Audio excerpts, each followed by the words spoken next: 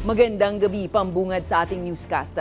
Natanggap na ng Department of Justice ang rekomendasyon ng Department of Interior and Local Government na sampahan ng kaso si resigned Ateneo coach Tab Baldwin at iba pang coaching staff. Kaugnay pa rin ito ng pagkalunod ng dalawang Ateneo student athletes sa umano'y team building sa Aurora noong June 8. Ang kasong isasampa, paglabag sa Anti-Hazing Act.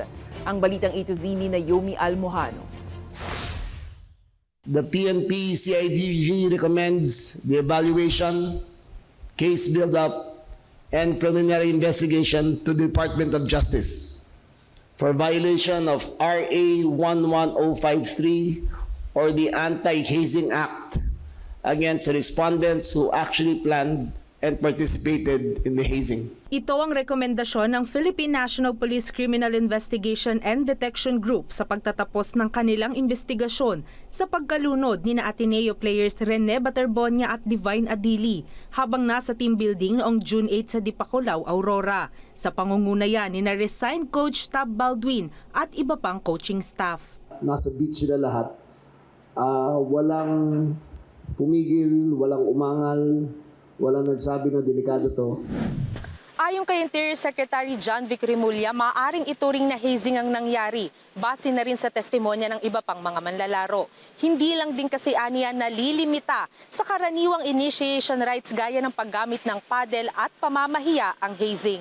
Base sa revised version ng anti-hazing law, maituturing na hazing ang anumang akto na magre-resulta sa physical o psychological suffering sa bagong recruit o miyembro. Kabilang din aniya rito ang forced calisthenics o sapilitang pagsasanay ng katawan at weather exposure. So it is clear from the itinerary of the players that they were subjected to intense physical activity, that there was indeed physical suffering inflicted upon them. Sa testimonya umano ng mga manlalaro, alas 4 ng umaga nagising sila sa tunog ng sirena at tumakbo ng 4 na kilometro. Sinundan nila ito ng matinding physical games kung saan may parusa ang mga natalo. Bandang alas 2 ng hapon naman nagsimula na ang seawater training. At pagsapit umano ng alas 2:30 hanggang 2:40 ng hapon, hinila na umano ng malakas na alon ang mga atleta palayo sa Pampang. The victims were exposed to hazardous open sea environment characterized by rip currents, strong waves, and varying sea depths. Naipadala na ng CIDG ang findings at rekomendasyong reklamo sa Department of Justice na siya namang tutukoy kung may probable cause at anong karampatang kaso ang isasampa kung mapatutunayan. Ayon sa DOJ, sasailalim na sa evaluation ng referral para tukuyin ang mga kasong akma sa insidente. Gayunpaman, nilinaw ng CIDG na walang ankle weights o pampabigat na ginamit sa kasagsagan ng seawater training taliwas sa mga kumalat online.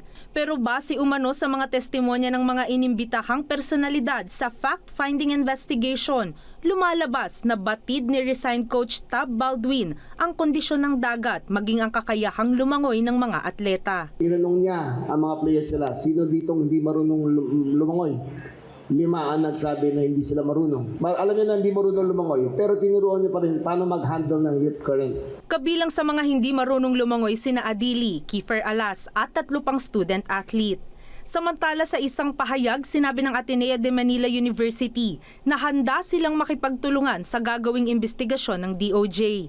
Tiniyak naman ni Ateneo President Father Roberto Babiap na patuloy ang kanilang suporta sa pamilya ng mga nasawing atleta. We have condoled with them, we have apologized, we continue to condole with them, we continue to apologize.